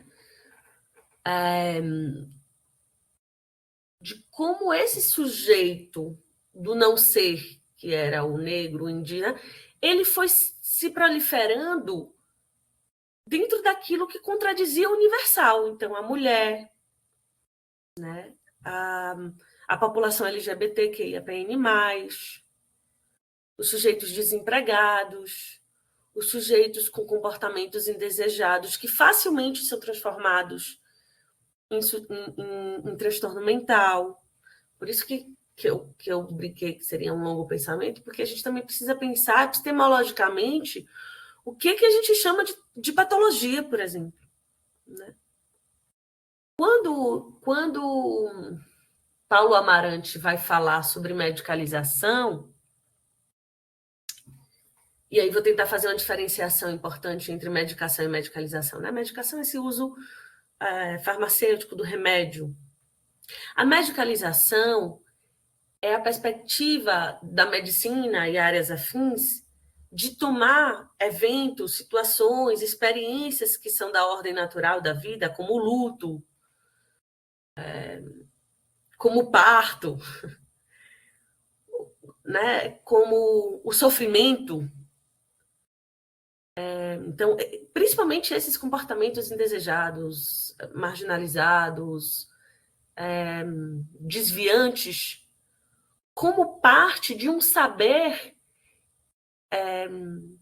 da medicina e das áreas afins, ou seja, é algo, a gente medicaliza os indivíduos a partir dos seus comportamentos, seja porque ele sofre demais, seja porque ele, de alguma forma, nos leva a uma sensação de perigo, seja porque a forma dele de socializar é diferente da nossa.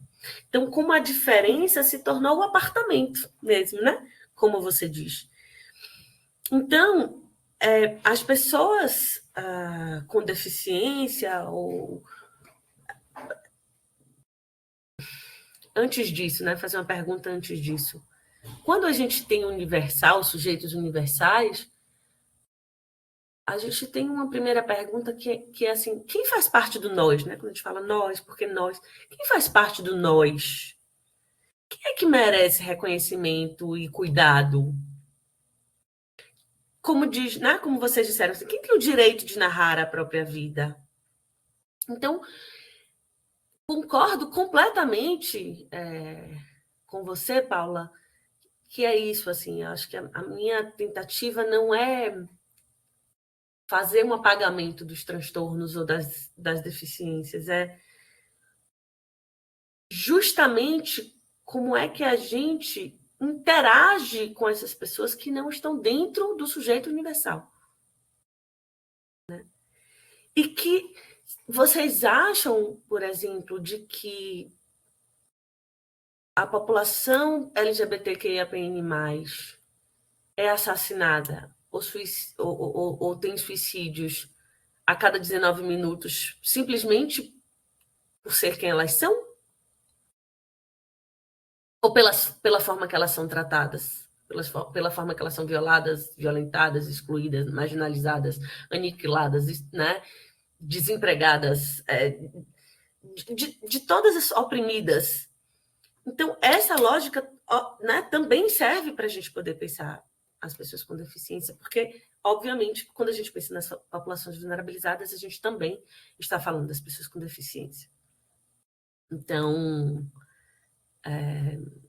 eu estou fazendo um comentário diante de algo que eu acho que você já respondeu, sabe? E lhe agradeço muito por isso, porque eu acho que é isso, né? Foi uma certa seta, assim, uma seta só, né? Foi uma fala de uma seta só. E que no meio de tudo isso me fez lembrar de um debate, eu fiz um debate sobre o filme Como Eu Era Antes de Você. Não vou fazer um spoiler do filme completamente, mas quem quiser e fala um pouco, né, faz um debate um pouco sobre a questão da deficiência física, do suicídio, enfim, a gente pode falar disso depois. Mas o fato é que tinha uma pessoa com deficiência física no debate, que ela fez a pergunta, então, o filme, o que faz o filme? Legitima o suicídio porque o sujeito teve um acidente e ficou com deficiência física?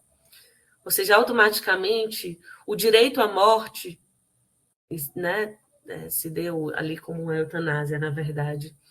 Mas o direito à morte não era sobre suicídio, né? Enfim, aí também a gente pode falar depois dessas diferenciações, né? Sobre eutanásia, suicídio assistido. Mas o debate era uma legitimação de uma morte antecipada em função de uma deficiência. E dos riscos que a gente corre a partir do momento que a gente não consegue fazer uma crítica justamente essa, assim. Que vida é passível de ser vivida? Que vida tem o direito de narrar a própria vida? Que sujeitos têm autonomia, inclusive para, né, diante das suas escolhas vitais? Gosto de pensar assim, quando a gente... daquele exemplo que o sujeito tem 10 portas, 9 estão trancadas.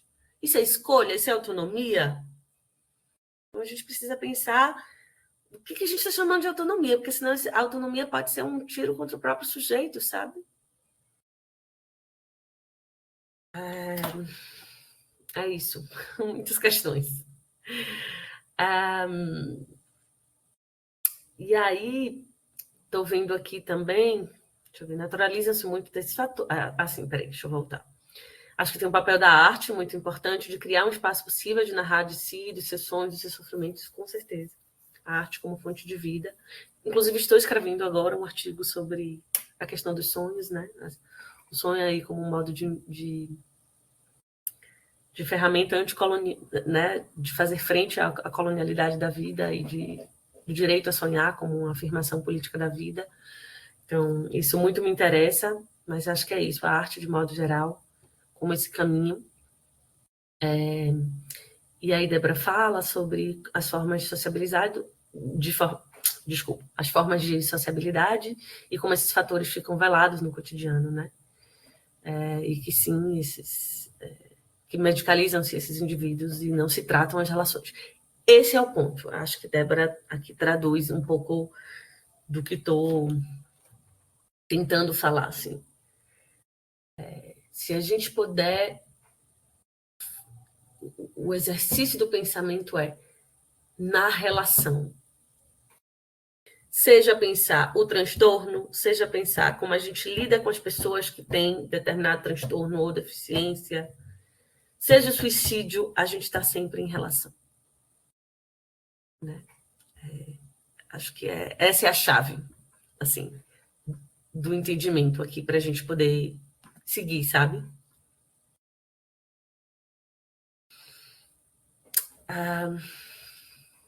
Seguimos? Ou, enfim, vão, por favor, sinalizando aí, tá certo? Se fez sentido, se não, se está respondido. E não que eu tenha pretensão de responder todas as perguntas, acho que a gente precisa ir mesmo abrindo as caixas de pergunta, né? Quando a gente fala ainda sobre a conceitualização das adolescências e juventudes, a gente vai falar também desse imperativo do gozo desmedido a partir da discursividade do consumo, né, do qual a gente falou, e como esse laço social vai sendo recolocado a critério do capital, sendo o sujeito reduzido à condição de objeto. Né? E aí, na condição de objeto é muito difícil a gente ter uma noção do nosso desejo, ao mesmo tempo que a gente vai podendo ser reduzido à condição de objeto para o outro. Né? Então, no lugar de desejar, no lugar de ser sujeito, o imperativo aqui é responder a uma demanda capitalista que tem um imperativo central que é gozar. Né? O sujeito vazio não sabe o que desejar, mas ele goza, ele quer gozar, e ele quer gozar a todo e a qualquer momento. Né? E essa frase é ótima de Renato Russo: o futuro não é mais como antigamente. Né? Então, tem algo aí desse discurso neoliberal que, obviamente, vai moldar, vai influenciar os processos de subjetivação dessa juventude, ao mesmo tempo que essa juventude vai ser denunciativa em relação ao que somos nós. Né? Porque, vejam, assim como a depressão não nasce da árvore, a juventude também não. Mesmo aquilo que é tão difícil para a gente de compreender nas juventudes, a juventude diz sobre nós, sobre as nossas formas, mais uma vez, de sociabilidade, sobre as nossas formas de se relacionar. Então, muito dos incômodos que a gente tem da juventude tem um espelhamento daquilo que a gente também está se constituindo e construindo como sociedade. Né? Então, aqui 2 exemplos. Um adolescente de 12 anos que pede para a mãe para fazer uma cirurgia no nariz, porque tem um estranhamento aí com o corpo. Mas é uma resposta social ao racismo também, porque era um menino negro que o seu nariz largo não corresponde à estética demandada, mas ao mesmo tempo que isso vira uma demanda, vamos dizer, de reconhecimento, esse pedido da cirurgia foi prontamente aceita pela mãe e pelo cirurgião. Vejam, por que trazer esse exemplo? Para dizer, esse sujeito que sofre racismo, que sofre os efeitos do racismo, obviamente que ele vai querer mudar algo do seu corpo para poder caber naquilo que é valorizado socialmente. Agora, como é que a gente, com um jovem de 12 anos, naturaliza que a saída diante do seu sofrimento é uma cirurgia estética? E esse sofrimento diz dele ou diz de nós? Ou diz dele e do sofrimento dele a partir daquilo que nós somos, construímos e colocamos como valores centrais das nossas relações? Como é que esse sujeito que está ali, imbuído por todos os valores do não ser, ele está tentando ser reconhecido como ser, né? Então, muitas vezes, esses sofrimentos, ou normalmente esses sofrimentos, não dizem só sobre um indivíduo, vão dizer sobre nós, né? Esse outro exemplo também, a mãe que leva a filha de 15 anos para a realização de uma cirurgia bariátrica. A adolescente está com sobrepeso, né? E aí a mãe, né, com essa coisa da obesidade, das comorbidades, ela não pode ficar assim. A gente está falando de uma jovem de 15 anos. Será que a saída é uma cirurgia, de pronto, uma cirurgia bariátrica? Claro, com todas as questões que a obesidade tem, com todos os riscos da saúde, com tudo que a gente conhece, que pode, inclusive, ser ameaçador da vida. Mas é isso, né? Provocações aí para a gente poder pensar de que muitas vezes a gente tende a entender a tristeza, a dor, o sofrimento, a perturbação e mesmo o transtorno como algo que diz de um indivíduo.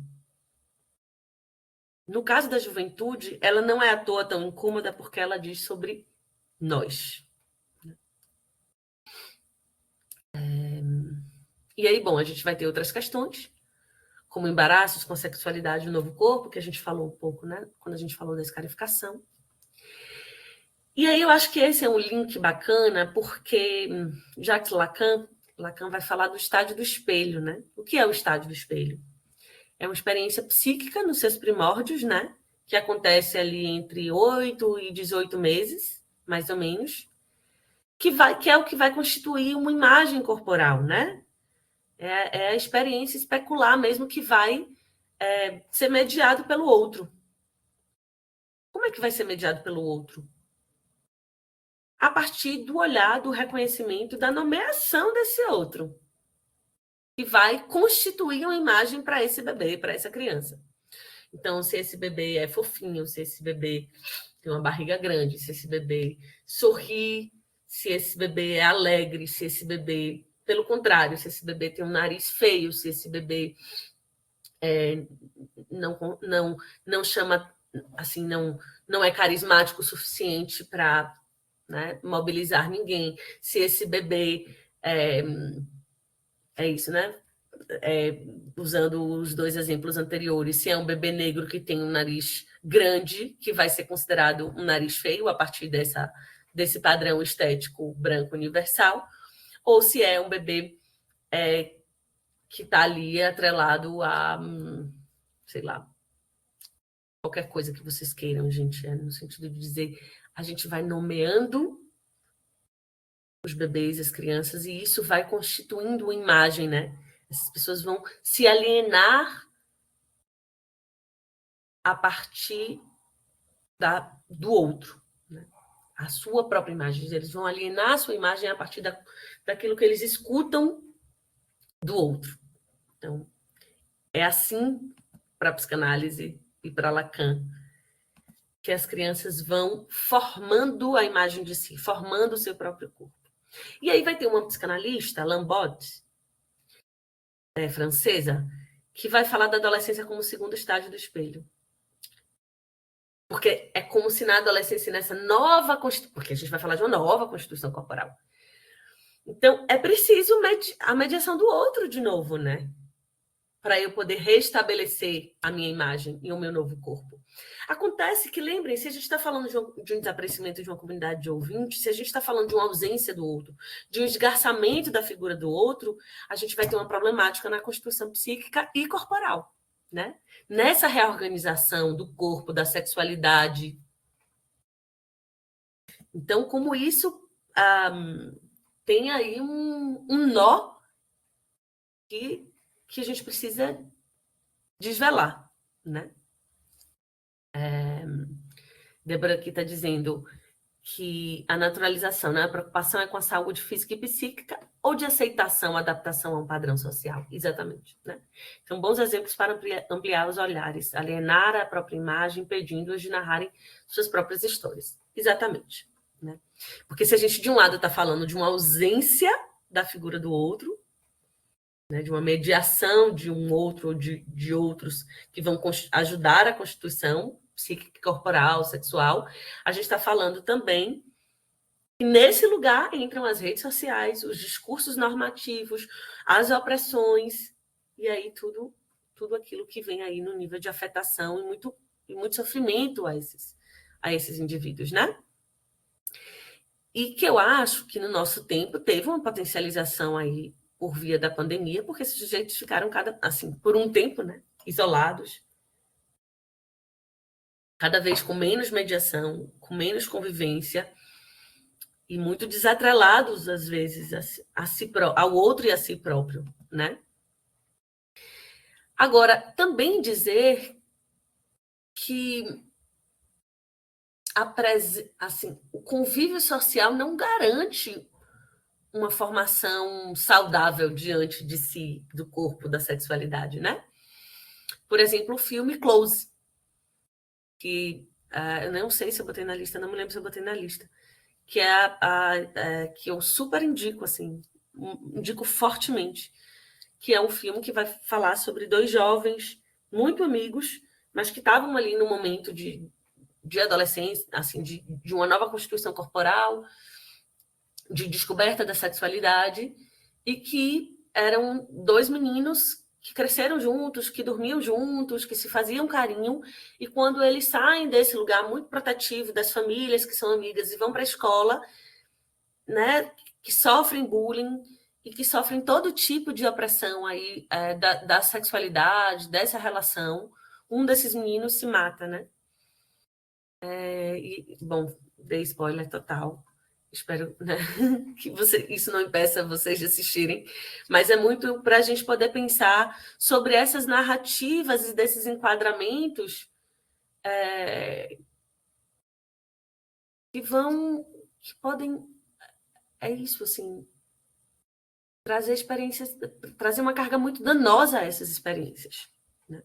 A partir desses enquadramentos que a gente faz em relação, né, a quem é o quê, né? Vamos dizer assim.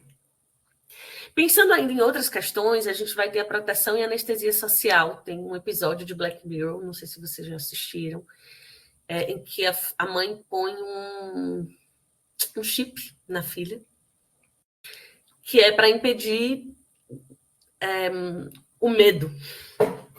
O medo. Então, essa filha, ela deixa de ter sustos, ela não sabe que, por exemplo, vamos dizer que ela está andando para a escola, e aí ela passa por uma casa que tem um cachorro. Gente, para mim, um dos piores sustos na vida, eu estou andando na rua, distraída, e vi um cachorro muito grande, como se ele fosse me atacar, mas ele está dentro da casa, né? A partir do chip, essa criança não vê o cachorro, não escuta o latido e não entende o que é gerar o medo ou o susto diante daquela situação. Da mesma forma, se tiver uma cena de violência, ela não consegue ver. Ou seja, tem várias situações difíceis, duras, violentas, que essa criança é protegida a partir desse chip. Super indico também esse episódio, que vai discutir aí de como o medo o medo também pode ser protetivo a partir do momento que a gente lida com ele, e não que a gente retira ele da vida dos sujeitos, né? Porque é mesmo a gente pensar, por exemplo, de que os pais que querem proteger seus filhos na cidade, né, principalmente em espaços mais urbanos, por conta da violência, então não deixam, por exemplo, esse sujeito pegar ônibus. No momento que esses jovens precisam de algum tipo de reação diante de uma situação ameaçadora, muitas vezes esses jovens não têm qualquer tipo de ferramenta. Porque eles não transitam no meio social como alguém, com com tudo que um cidadão no meio urbano precisa para circular, né?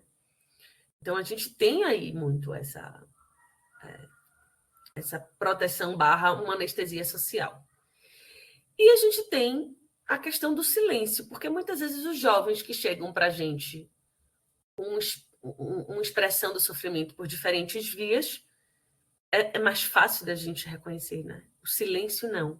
E é aí que eu queria discutir um pouco com vocês o filme 2h37. Queria escutar um pouco vocês sobre esse filme e sobre essas questões que a partir dessas questões que a gente está trazendo e de outras.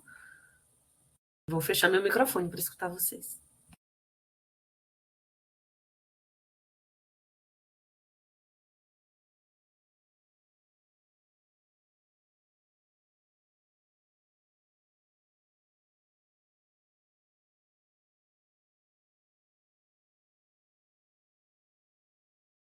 Não me deixem só. Quem assistiu, por favor.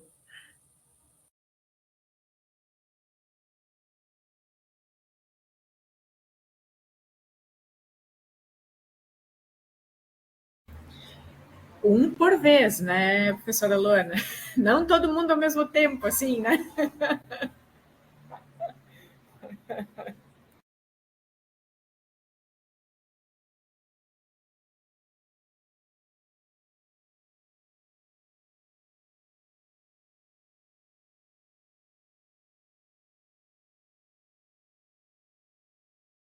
Bom, se isso fizer sentido para vocês também, né? Acho que... Obrigada, Paula. Vou falar para não deixá-la só. Talvez alguns colegas também não tenham microfone, né? Eu estou sem câmera aqui. Mas, enfim, sem querer fazer a defesa, sem nem ter conhecimento, né? Assim, é um filme bastante violento, né? Isso me pegou bastante, assim. Não só pelo relato naquelas cenas finais, né? Quando a gente vê os jovens, né? Estudantes ali fazendo seus depoimentos, né? Na verdade, são depoimentos que acontecem desde o início do filme, né? Vão se entrecortando. Mas a gente... E aí é louco, né? Porque eu fiquei me perguntando quem deles, né? Tu vai marcando, assim, né? A coisa da narrativa da obra, né? Qual deles será? E aí fica aquela ansiedade, assim, por descobrir quem e por quê. E aí tu vai conhecendo as vidas e aí parece que a gente fica tentando entender. Porque para tornar palpável, né? E aí se tu torna palpável, tu torna evitável também, né? Então acho que é até um exercício de controle nosso, assim. Talvez não numa simulação direta tão objetiva, mas talvez numa busca aí na nossa vida também, sei lá, de repente se tornar capaz de identificar objetivamente e evitar, né, consequentemente. Mas eu digo que é violento, assim, não só por causa daquele relato sobre, assim, que mexeu bastante comigo, assim, foi um gatilho bem pesado em relação à violência sexual, mas as relações são violentas, né? Elas são estabelecidas de forma violenta, assim. Então, foi muito desconfortável, assim, assistir, não por causa do tema, que é o nosso tema aqui, mas e isso é muito louco, assim, também pensar, né? Para mim, acho que foi muito desconfortável porque as relações eram violentas, né? A forma de se comunicar era violenta, porque o jovem que tem, né, que tem alguma má formação ali, acho que é o Steven, né, que tem uma má formação e aí tem 2 uretras e aí não controla a urina, assim, aqui ele é submetido, assim, né, e não só pelos colegas, mas pelo professor, e aí a postura daquele, assim, enfim, acho que é isso, assim, não tenho... eu não tenho outras coisas, mas acho que para mim o que mais pegou foi isso, assim, essa sensação de que e que para mim tem a ver com a outra fala que eu fiz, assim, que é essa coisa enfim, eu falei mais lá sobre a narração, mas é a coisa da não acolhida, né? Como é que a gente constrói, não só na escola, porque, né, é muito fácil demonizar a escola, mas, assim, como é que a gente constrói espaços que sejam realmente acolhedores, né? Posturas acolhedoras, assim, né? Que permitam ou que incentivem as pessoas a serem quem são, assim, né? Sem medo, sei lá, minimamente respeitosas, assim, né? Acho que é isso para mim. Muito obrigada, Paula. Você sabe que a primeira vez que eu assisti esse filme, eu assisti já algumas vezes, mas a primeira vez que eu assisti, cada depoimento que eu via dizia, não, é essa pessoa. Aí eu escutava outro jovem dizer, não, mudei de ideia, é esse daqui. E aí eu escutava outro jovem dizer, mudei de ideia de novo, é esse daqui. Tudo isso para dizer de a sensação era de um suicídio em potencial em todo e qualquer jovem daquele filme. E é isso, né? Dores muito isoladas e muito violentas. E confesso, a primeira vez que eu assisti, eu não cogitei que fosse a pessoa que foi. A pessoa que se matou não passou pela minha cabeça em nenhum momento. Exatamente por isso. Pelo silêncio que vai acompanhando, né, esse sujeito. Eu já leio o que está no bate-papo, mas vou passar a palavra para a Ana Paula, por favor, Ana Paula. Eu venho compartilhar também a mesma indagação da Paula. Eu acho que o sentimento da gente quando assiste o filme é pelas narrativas tentar descobrir quem é, né? E eu vejo muito essa questão também, né, do final, do mais silenciado ser a vítima, né? Que eu falo vítima porque eu consigo enxergar isso, esse ato, às vezes, não como uma... eu acho que esse ato vem de algo mais grande do que a concretização, né?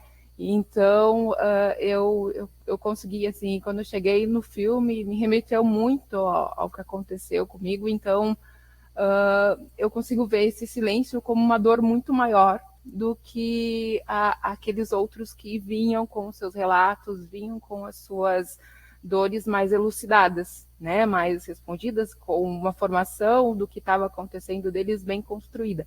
E eu acho que acredito que esse silêncio na questão do suicídio, ele é muito pior, né? Ele não elucida e por mais que a gente tente, né, perceber e tentar ajudar, a gente pensa, quem está relatando parece que a gente consegue dar um suporte, um apoio, mas quem não está falando, quem se cala, quem a gente não consegue ver isso como uma manifestação, se torna muito mais difícil e a gente fica, depois que acontece, se perguntando como a gente poderia ter ajudado se parece que não havia indícios, né?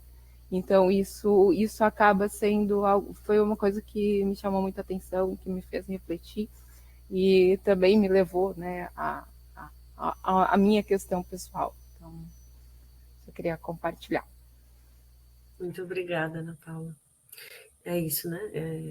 Compactuo com a sua fala e com a necessidade de compreender aí, de dar visibilidade ao silêncio, né?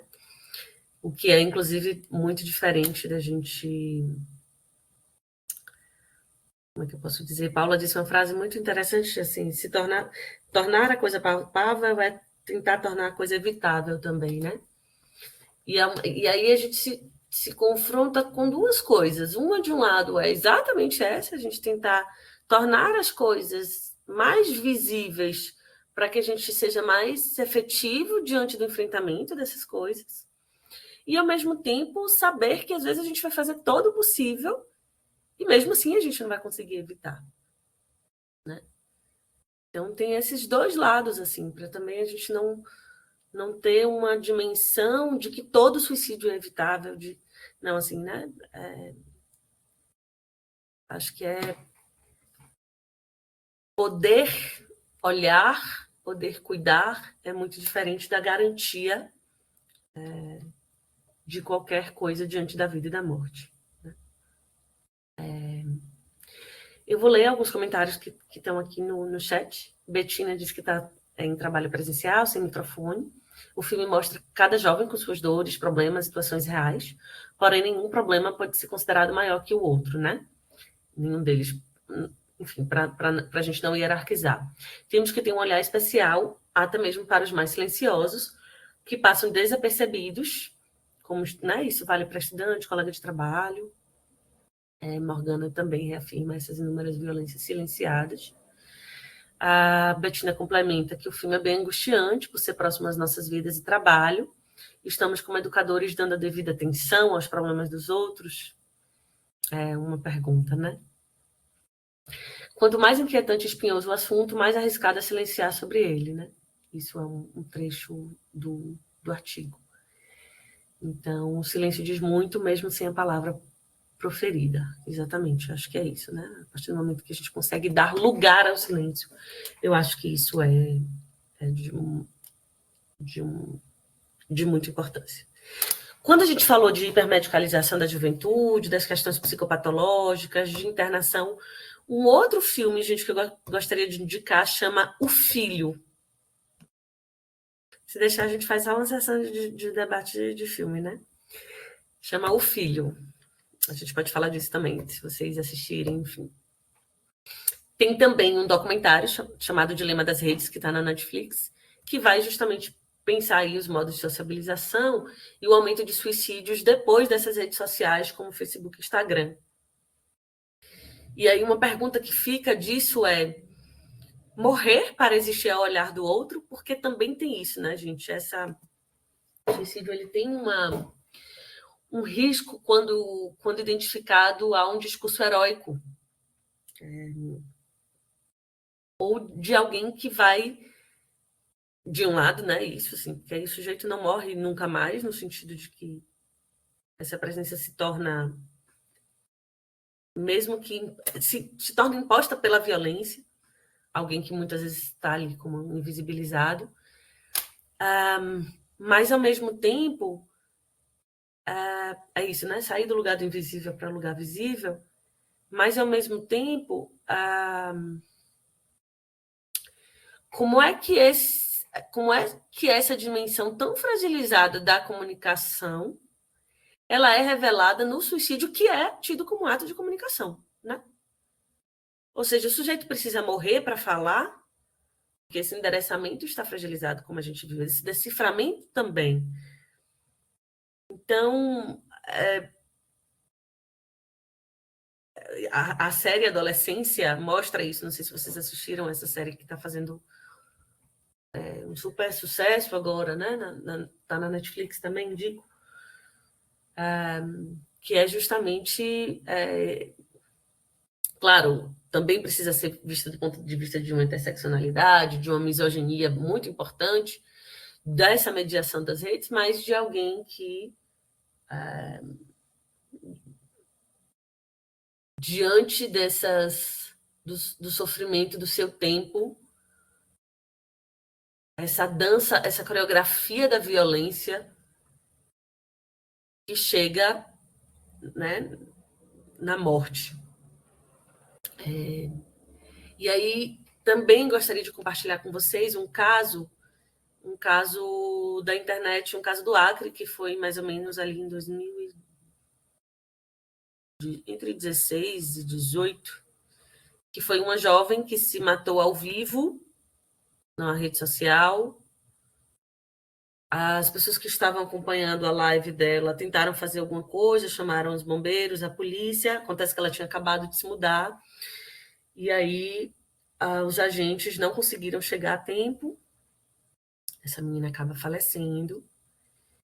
E o nível de espetacularização, né, de tudo que é mediado pela rede social, o que acaba acontecendo é que no dia seguinte os pais se matam e depois o namorado tenta suicídio. E aí a gente entender o nível de afetação. A gente já falou um pouco e a gente vai falar mais disso, né? Mais para frente a gente vai poder falar mais sobre o luto daqueles que ficaram. Mas como essa mediação, que é violenta por si só, porque a gente está falando de uma rede social, a gente está falando de uma exposição na rede social, a gente está falando de pessoas que estão ali acompanhando a morte como se fosse qualquer outra coisa. Inclusive, a gente tem casos, né, de pessoas, sei lá, num suicídio público, no alto de um prédio, e a gente tem vídeos sobre isso, né, de pessoas que estão embaixo dizendo se joga, se joga, se joga. primeiro dizer que isso é crime no Brasil, né? Incitar alguém de suicídio é crime no Brasil.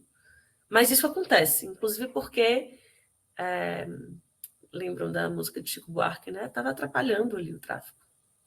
A vida precisa continuar, né?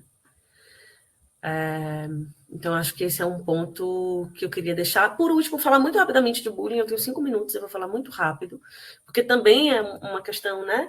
Sobretudo, assim, tem uma pesquisa inglesa que mostra, de Rivers e Noretti, as implicações da exposição ao bullying nos pensamentos suicidas, e que a gente não está falando só daquele que sofreu bullying. A gente também vai falar dos agressores, das vítimas, das testemunhas, porque, mais uma vez, a violência relacional, né? Então, essa é uma coisa que eu queria grifar. Mas a outra coisa, pensando em nós como educadores, né? Que muitas vezes a gente vai falar de crianças, de adolescentes que fogem a determinadas características. Tá meio, eu mudei de um programa para o outro e estou vendo que a formatação de vários slides ficaram comprometidos, mas não reparem, não. Mas eu queria dizer sobre, principalmente nessas relações de ensino-aprendizagem, né, em que as crianças e adolescentes fogem às características desejáveis do modo de produção vigente, muitas vezes essas crianças são rotuladas com problemas de aprendizagem, de fracasso escolar, de deficiência, de patologia, né? E que acabam ganhando menos atenção por parte dos professores e dos colegas, e eles são mais suscetíveis à discriminação, às humilhações, às violências, ao próprio bullying, né? Eu tenho esses 2 últimos slides, eu acho que vale a pena, só para a gente não interromper tanto. Eu trouxe percepção de jovens entrevistados no Rio Grande do Sul por tentativa de suicídio. Eu vou ler essas 3 frases, peço licença. Me veio na cabeça que aquele dia todo mundo estava contra mim, todo mundo estava me xingando. Daí veio assim para mim que eu não fazia falta no mundo. Eu disse que eu não vou viver e eu não quero, porque ninguém dá bola para mim, ninguém dá atenção e ninguém me escuta. E eu, quando estou nervosa, não falo com ninguém. Eu fico só para mim, minha dor, minha tristeza, só para mim. Não falo com ninguém. Eu estava em começo de depressão. Eu acordava já em depressão, porque aquele dia eu estava tão mal, que eu estava tão irado, que para mim eu tinha que terminar com a minha vida naquela noite. Para mim não tinha mais motivo para continuar, mas eu queria acabar com aquele sofrimento e não queria sofrer. Me senti odiado por todos, achando que ninguém gostava de mim. Parecia que tudo que eu fazia não estava bom, eu me sentia inútil. E o terceiro foi muito traumatizante, foi muito traumatizante me ver naquela situação. E as pessoas me olhando como uma pessoa doente. Então, aqui, como corre fácil, né, a questão da patologia, assim, o sofrimento, a tristeza, o conflito, o padecimento, muito rapidamente colocado como depressão, né? Eu acho que eu não vou passar esse slide, porque aqui é um caso clínico e a gente pode falar de outras dimensões do ato suicida de modo com mais cuidado no próximo encontro. A gente tem 2 minutinhos, se alguém quiser levantar alguma questão, fazer algum comentário. Betina falou da série 13 Razões do Porquê, que também é uma indicação, também indico. Vou, inclusive, fazer uso dela numa aula um pouco mais para frente. Mas, enfim, tem um restinho de tempo para a gente finalizar nossa aula, se alguém quiser se colocar.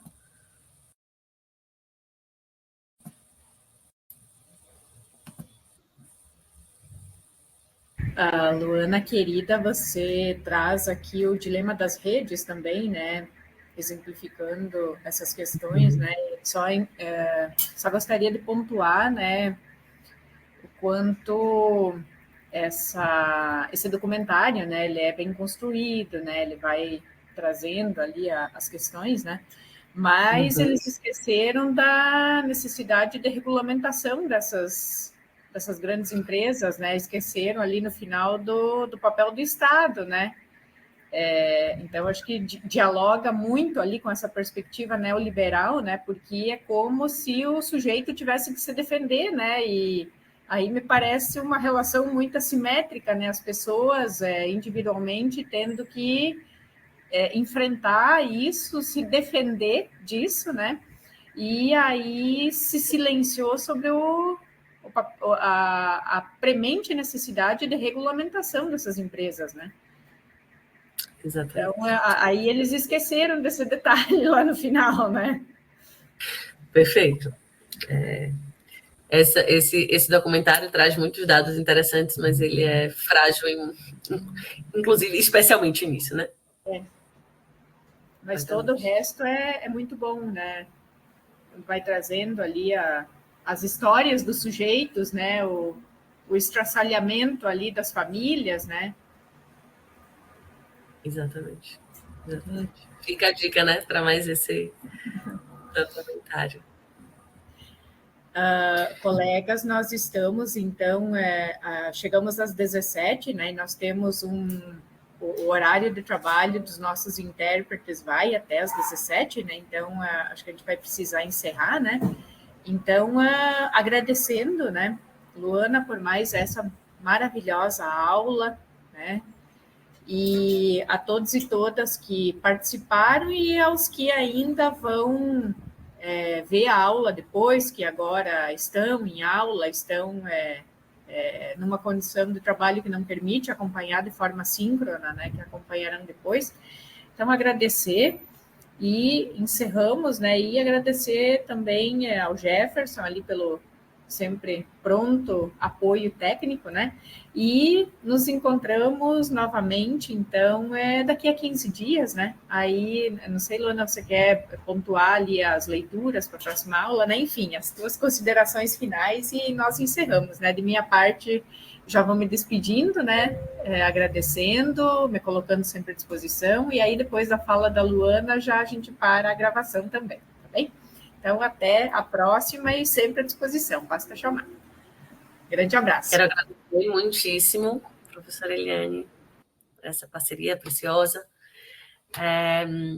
Muito bom estar aqui com vocês, que bom poder trocar um pouco mais de perto, né? Então, agradeço a todo mundo que esteve aqui, todo mundo que se colocou, né? Que a gente possa seguir trocando cada vez mais. E aí dizer só que a gente se encontra daqui a 15 dias, mas que na próxima quarta, que é uma aula assíncrona, a ideia é que vocês possam fazer a leitura do capítulo de Suicídio, Bioética e Neoliberalismo, que é da minha autoria, e um documentário, Laços e Nós, do Instituto Vitaleri, que vai falar um pouco sobre o luto por suicídio. A gente vai trabalhar 2 eixos bem distintos, mas que eu acho que são materiais bem orientadores, assim, para a gente entrar, aprofundar, mergulhar um pouco mais nesses eixos. Tá bom? Então, mais uma vez, muito obrigada a todo mundo. Obrigada aos intérpretes Everton e Daniel. Jefferson está aqui com a gente